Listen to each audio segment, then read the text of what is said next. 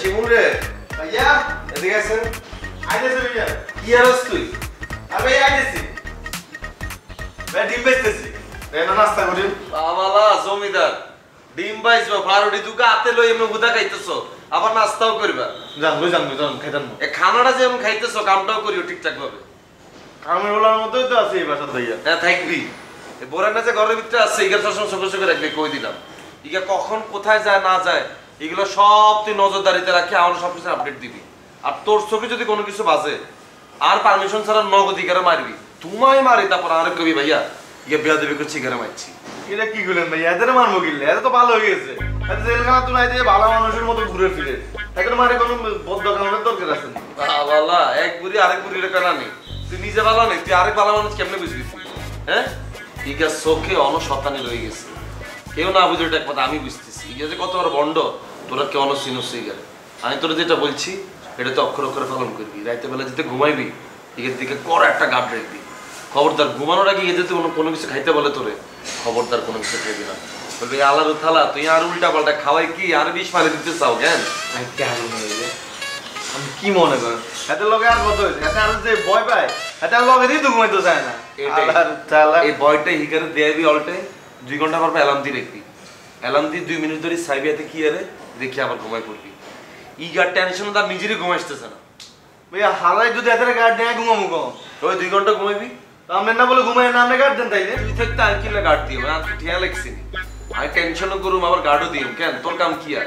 আপনি না বললেন আপনি ঘুমাই না টেনশন। হ্যাঁ তুই গার্ড দিবি তুই উড়ি হিগারও গার্ড দিবি আঙ্গরও গার্ড দিবি তুই নিজেরও নিজে গার্ড দিবি।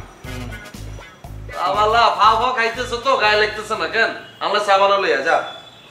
খানা গুঁড়োও দিলেন আবার সাবান ভাই কত বুঝেন? সাবান দেবেন তেন ভাইয়া আর বোনের গার্ড দিন আমরা। তোরে অন এত অ্যাক্টিভে গার্ড দিতে কইল। আগে চাটা বানাই নিয়ে তারপর হিগারে গার্ড দিস। চাও বানাইতে হবে গার্ডও দিতে হবে সবকিছু করতে হবে তো যা। আপনি বাসা যে পরিমাণ চা বানাইছি ভাইয়া এটা যদি দোকানে বানাইতাম আমি তো কোনো বড় লোকে যেতাম।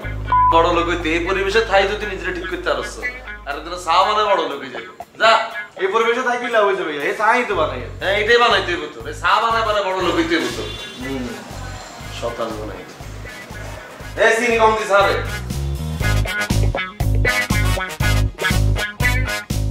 কাজের বুয়া তো ওইটা কোনো সমস্যা না। আমি একটা কাজের বুয়া ব্যবস্থা করে দিব মনে। প্লিজ কাকি। আর খাওন দাওয়ানে যদি কোনো সমস্যা হয় ওইটাও তো কোনো বিষয় না। আমার বাসা আছে না তোমরা আর কয়জন মানুষ আমার বাসায় যাইবা 3 বেলা পেট বইরা খাইবা পারলে খাওন লগে লিয়াও বিয়াইবা। না কাকি এমনি হয় নাকি? আপনি তো ভালো মন্দ রান্না করলে মোগরে খাওয়া নেই খাওয়া পাঠাই ওদের কিন্তু 3 বেলা যাইয়ে খাওয়া এটা কেমন দেয় না? আর হাবুর রান্না খাইতে গিয়ে মোরা আসলে একটু বিরক্ত হয়ে গেছে এক হাতে রান্না খাইতে। মোগের সামনে সেমিস্টার ফাইনাল মেয়ের ক্যাবিনেট ইউনিভার্সিটিতে থাকবো তো মোগের আসলে পড়ার অনেক চাপ। এই টাইমে আসলে খাওয়া দাওয়া লইয়ে ঝামেলা হইলে আসলে মোরা সহ্য করতে পারবো না। এর জন্য কাজের বুয়া খুব দরকার। তাছাড়া ঘরের মধ্যে অনেক ঝামেলা কাকি। ঘর ঝাড়ু দেওয়া নিয়ে ঝামেলা কাপড় ধোয়া নিয়ে ঝামেলা একটা বুয়া লাগতো তার উপরে একটা উৎক ঝামেলা হয়ে উঠছে বোরান হেললে কেউ রান্না বান্না করতো। সে ভালো কথা মনে করছো? মানে তুমি বলো কি আমি পাগল কমু নাকি বুদ্ধিমান কমু নাকি সাহসী কমু? হ্যাঁ এরকম একটা বাট পারলে তোমরা সবকিছু জাইনে চুনে আবার জায়গা দিছো কে? কাকি আপনারা পাগলই বলেন কি আর বলবেন। নিজের দোষে নিজে হাগল হইছি। গত কয়েকদিন যাবো তো পুরো ব্ল্যাঙ্ক হয়ে রয়েছে দেন একটা কথা বলতে হেঁটতেছি না। এই বোরান ঘরে আসার পর ধরে ঠিক আছে পটাইছে আমাকে হাবু মিয়ার। হাবুরে বানালেছি ইমোশনাল হাবু ইমোশনাল হই উল্টা আমগুলো ব্লেম দেয় আমরা বলে বোরানে টর্চার করি। এই হাবুল্লাই বোরানে পারতেছে না পারতে ঘরে রাখতে না পারতেছে ঘরে তুমি বাগাইতে। এটা তো কোনো কথাই না। কাকি আসসালামু আলাইকুম। ওয়ালাইকুম আসসালাম। কাকি কেমন আছেন? আমি তো ভালো আছি। তুমি কি ভালো হয়েছো? জি কাকি আমি ভালো হয়ে গেছি। হ্যাঁ মিথ্যা কথা কাকি একদমই ভালো হয় না। আর আপনারা বলছি বাথরুমে না ঢুকতে। জি এই মিয়া এই জি ভাই আপনি সারাদিন রাত খালি বাথরুমের ভিতরে কি করেন? ভাই ওযু করতে গেছিলাম নামাজ পড়বো তো। এই এই মিয়া আমারে চিনো? জি কাকি আপনারা চিনি তো ওই যে আমাদের আগের বাসার বাড়ি হলি। বাড়ি হলি সব না। হ্যাঁ জি তুমি বাইচা গেছো গা যখন নাকি ঘটনা ঘটছিল তখন যদি আমি এনে থাকতাম না তোমার একবারে ছেইচা নিয়ে আড্ডি গুড্ডি পুলিশের কাছে জমা দিতাম।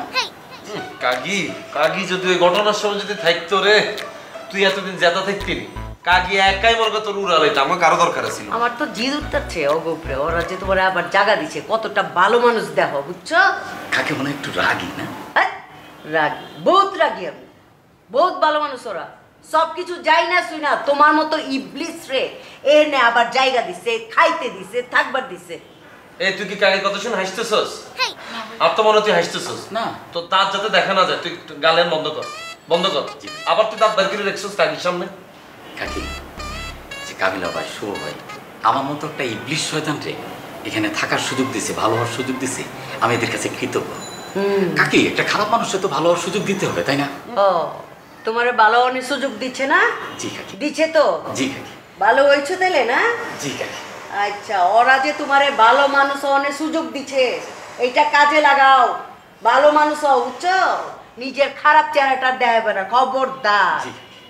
যদি কোনো তেরিং বেরিং করছো না, হ্যাঁ, একটা সোজা পিঠে লাশ বানায় থানায় নিয়ে যাবো। কাকি, আপনি ছেলে তো আমার এখনই পিঠাইতে পারেন, আপনি তো আমার মায়ের মতো। বন্ডামি, বন্ডামি, তাই না? আমরা মা বানালিস আমার কথা। আচ্ছা ঠিক আছে, নামাজ পড়বা না? জি কাকি। যাও, অবলিকা খাস দিলে দোয়া করবা। জি। যে এত কিছুর পরেও আল্লাহ আমার থাকবার দিচ্ছে, এক কেড়ে পোলা পান্টি লিগা। কাকি, আমি তো সবসময় দোয়া করি। যাও, নামাজ পড়ে আহো, যাও। জি, আসসালামু আলাইকুম। ওয়ালাইকুম আসসালাম। কাকি যে লাস্টে যে কথাটা পেল না, আমরা চাই না মাইতে না, এইটাই শিকার বন্ডামি। এই আপদ বিদায় করবা কবে? হ্যাঁ, সে তো ঢাকাতে এসেই বলছে মগরে সে নাকি চাকরির ইন্টারভিউ দিতে আসছে। 2-3টা ইন্টারভিউ দিয়েছে, চাকরি বাকরির কোনো নামগন্ধ নেই, তার যাওয়ার নামগন্ধ নেই। আরে দূর, ও গাড় ধাক্কা দিয়ে বাড়ি করে দিবা।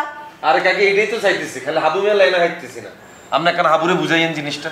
আচ্ছা ঠিক আছে, আপদ বিদায় করো কয়ে দিলাম, আনলে বিপদে পড়বা। আমি গেলাম। বিদায় করতেছি। কোনো কথা হইলো? কাকি আইতেছি, দাঁড়াও। কাকি আসিয়ে না, আসসালামু আলাইকুম।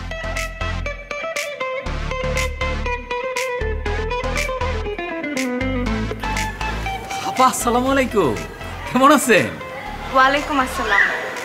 আপনি এখানে? আমি তো কাবিলা ভাইদের বাসা বেড়াইতে আসছি। ও আচ্ছা আচ্ছা, এই সময় ছাদে আসলেন যে? এই যে নামাজ পড়ে ছাদে একটু হাঁটাহাঁটি করতে আসলাম। কিন্তু আমি তো এই সময় নাচের ক্লাস নিই, এখন তো থাকা যাবে না। ও, আপনি নাচের ক্লাস নেবেন এখানে? আপনি নাচ শেখান? আপা, আমারও ছোটবেলায় খুব নাচ শেখার ইচ্ছা ছিল। একটা স্কুলে আমি ভর্তিও হয়েছিলাম, কয়েকদিন নাচও করছি। তারপরে বন্ধু বান্ধবরা আপলেটিস বলে খেপা, এই কারণে ছেড়ে দিচ্ছি। আপনি কিন্তু চাইলে কন্টিনিউ করতে পারতেন, মানুষের কথায় তো কিছু যায় আসে না। আমি কন্টিনিউ করতে পারবো আপা? তাহলে এখন আপনার কাছে আমি ভর্তি হয়ে যাই, আপনার কাছে ঢুকে যাই। আমি তো আসলে ক্লাসিক্যাল নাচ শিখাই, ওটা তো ছোটবেলা থেকে স্টার্ট করতে হয়। তাছাড়া আমি ছেলেদেরকে নাচ শিখাই না। ও আচ্ছা আপা, আপনার একটা কথা বলি, আপনি আমার একটা উপকার করেন না? জি বলেন। আমি এই যে কাবিলা ভাইদের এখানে আসছি, আমি আসলে বেড়াইতে আসি নাই, চাকরির ইন্টারভিউ দিতে আসছি। আমার একটা চাকরি খুব দরকার, আমার একটা চাকরির ব্যবস্থা করে দেন না? আমি কিভাবে চাকরির ব্যবস্থা করে দিব? মানে যে কোনো চাকরি, ধরেন আপনি তো নাচ শেখা, আমি আপনার ম্যানেজার হয়ে গেলাম, আপনার টুকিটাকি সব কাজ আমি করে দিলাম।